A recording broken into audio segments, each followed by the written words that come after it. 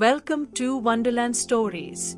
Today, we bring you the magical tale of Princess Thumbelina, a tiny girl with a big heart and an even bigger adventure.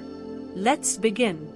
Once upon a time, in a peaceful village nestled between rolling green hills and sparkling streams, lived a kind woman who longed for a child.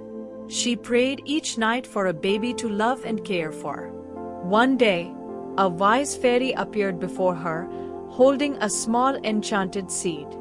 "Plant this seed in a flower pot," the fairy said kindly, "and soon your wish will blossom into life." The woman carefully placed the seed into the soil, watered it, and placed the pot near her window. Within days, a marvelous flower grew, its petals glowing with colors more radiant than any bloom she had ever seen. When the flower opened, inside sat a tiny girl, no taller than a thumb. The woman gasped with joy. "Ah, you are my little princess," she whispered, lifting the delicate child gently. And from that day, the girl was lovingly named Princess Thumbelina. Thumbelina was unlike any child in the world. She was tiny and delicate, with golden hair that sparkled in the sunlight and a voice as sweet as a bird's song. She slept in a walnut shell lined with soft petals, and her blanket was made of rose petals. Though small, she had a heart full of kindness and dreams larger than the skies. Each morning, she would step onto a lily pad floating in the nearby pond, watching dragonflies dance above the water. She sang to the fishes, played with butterflies, and spoke to the daisies. Animals and insects adored her, for Thumbelina never judged anyone by their size or shape. Her heart was open to all. But not all creatures were as kind. One warm evening, as Thumbelina lay in her walnut bed, a large, greedy toad hopped into the house. His eyes gleamed when he saw her. "Ah, what a perfect bride you'll make for my son," croaked the toad. Without a second thought, he scooped Thumbelina into a leaf and carried her away to the riverbank. When Thumbelina awoke, she found herself trapped on a lily pad in the middle of a rushing stream. The toad and his son planned to marry her as soon as possible. Thumbelina cried softly, feeling helpless. But her gentle song reached the fishes below, who loved her dearly. "Poor little princess," whispered the fishes. "She doesn't belong here." Together, they nibbled at the stem of the lily pad until it broke free. The current carried Thumbelina far, far away before the toad could catch her. Though scared, Thumbelina looked up at the blue sky and whispered, "Thank you, my friends." Her journey was only beginning. As the lily pad drifted, a beautiful butterfly landed beside her. Its wings shimmered with all the colors of the rainbow. Thumbelina tied her golden sash to the butterfly, and together they glided gracefully across the water.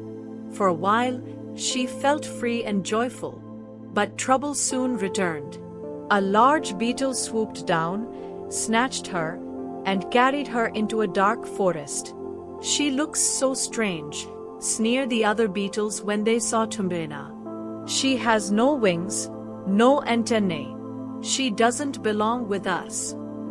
The beetle felt embarrassed and, despite Thumbelina's kind smile, abandoned her on a leaf. Thumbelina's heart ached with loneliness. Yet, she did not give up hope. "One day, I will find where I belong," she whispered. Seasons changed, and Thumbelina wandered through forests and meadows. She helped ants find food, sang lullabies to tired birds, and even mended spiderwebs broken by the wind. Everyone she helped blessed her with gratitude, though none could give her the home she longed for. One autumn evening, as the cold winds swept through the fields, Thumbelina stumbled upon the burrow of a field mouse. "Come in, dear child," said the mouse warmly. "You may stay with me through the winter." Grateful, Thumbelina helped the mouse by cleaning the burrow and telling stories to cheer her.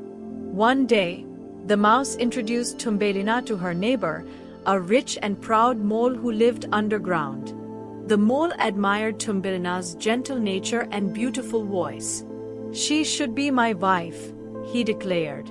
"She will live with me in my tunnels, away from the sun and sky."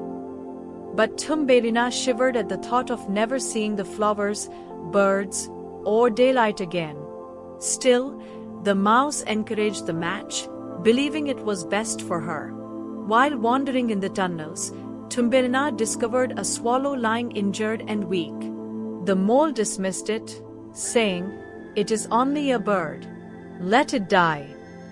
But Thumbelina could not abandon the creature. She brought water, warmed it with her hands, and sang softly. Slowly, the swallow healed, and when spring arrived, it spread its wings once more.